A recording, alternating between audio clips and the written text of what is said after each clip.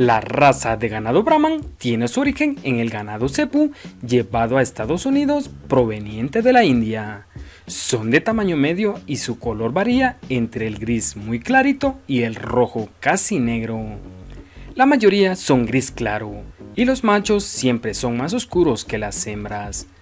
Poseen una gran resistencia a altas temperaturas e infestaciones por parásitos externos como las garrapatas. Su pelo es corto y grueso, su piel pigmentada y suelta. El Brahman no es tan exigente en la calidad de sus alimentos y está comprobado que es la raza que mejor se comporta en situaciones de sequía.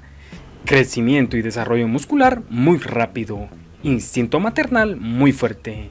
Sociedad ganadera Las Bugambilias, ubicada en la Sierra Norte de Puebla, en Xicotepec de Juárez, Puebla. Criadores de ganado Gir, Brahman, Indu Brasil, Sardo Negro, Swiss Boo y Original Brown Bee.